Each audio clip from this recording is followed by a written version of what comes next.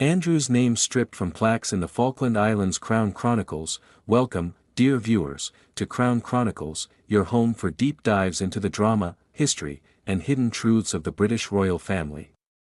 If you love staying updated on all the breaking royal developments, and trust me, today's story is one you do not want to miss, make sure to hit that subscribe button, turn on notifications, and join our growing royal community. Because what we're about to uncover is a twist that signals just how much the royal family is changing. And the surprising place where that change is now being felt. Today, we unravel a stunning revelation: Prince Andrew's name has been removed from plaques in the Falkland Islands.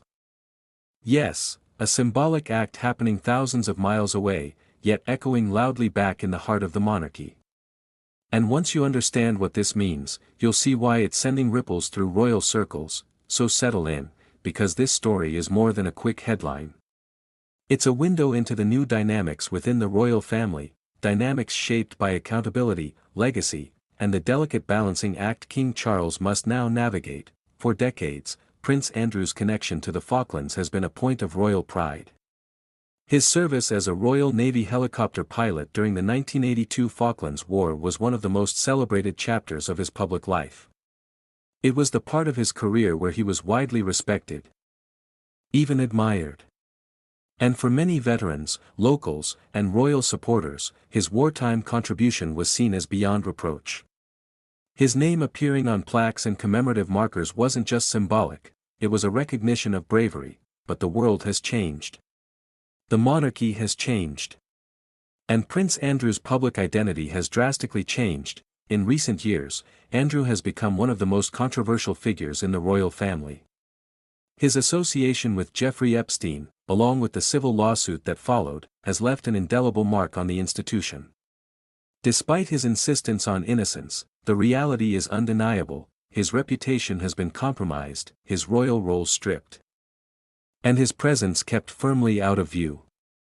The palace has been quietly distancing itself for years.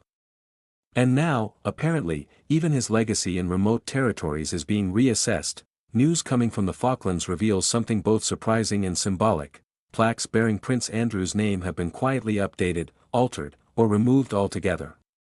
These plaques were originally installed to commemorate his official visits and contributions as a veteran. But now, local authorities appear to be making a clear statement: they no longer want the association. This isn't just about a piece of metal.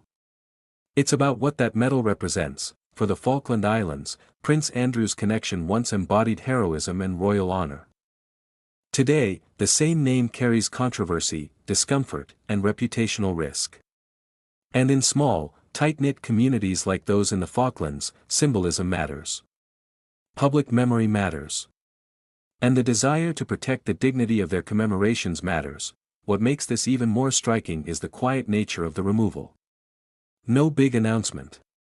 No explanation. No royal statement. It happened subtly, almost silently, as if everyone understood the message without needing it said out loud, and that silence raises questions. Was this decision coordinated with Buckingham Palace behind the scenes? Was it a response to local sentiment? Or was it a preventative step taken to avoid future backlash? Whatever the reason, one thing is clear: Prince Andrew's legacy is being rewritten, not just in the UK, but across territories he once represented. For King Charles, this development is yet another delicate challenge in an already complex reign. Since ascending the throne, Charles has made it clear that he wants a modern, streamlined, and reputation-conscious monarchy. A monarchy that protects the institution above all else. And while he has shown a measure of compassion toward Andrew privately, allowing him to remain at Royal Lodge, for example, publicly, his stance has been firm: no official return, no comeback, no exceptions. But this plaque removal adds a new layer. It shows that even places that once celebrated Andrew's service are now choosing to step back. And that sends a powerful message to the monarchy regarding how far public sentiment has shifted. Many royal watchers are now asking, could this be the beginning of a broader reassessment of Prince Andrew's public legacy? Will more territories follow? Will more commemorations quietly disappear? And perhaps the biggest question: what does this mean for Andrew's future? while the Duke of York has largely withdrawn from public duty, he has been quietly hoping for rehabilitation. Friends have hinted that he feels unfairly treated. Some insiders say he wants to regain some kind of role, however small. But moves like this, the removal of his name from places where he was once honored, make such a return seem increasingly impossible. For royal historians, this moment carries deeper significance. The British monarchy has long been built on legacy, on plaques, statues, landmarks, and official records that keep royal memory alive for generations. To erase or alter those markers is extremely rare. When it does happen, it signals a profound shift not just in reputation, but in institutional values, and this story, unfolding in the quiet landscapes of the South Atlantic, is an example of that shift. The public reaction, meanwhile, has been mixed. Some believe it's the right decision, arguing that Prince Andrew's scandals overshadow his service. Others feel it's unfair to erase the one chapter of his life that remains untainted.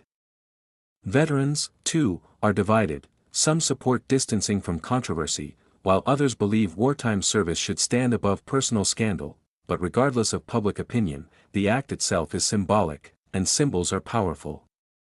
Especially when they involve the monarchy, as we take in this story, we're reminded of how quickly fortunes can change within the royal family.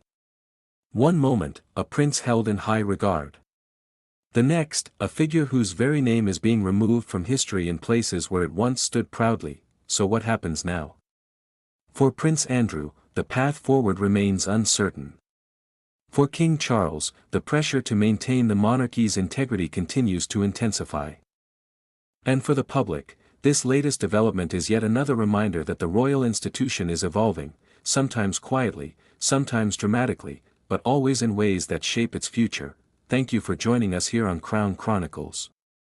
If you found this story intriguing, and if you want to stay updated with all the twists, turns, and behind-the-scenes revelations from the royal family, don't forget to subscribe, like, and leave a comment below.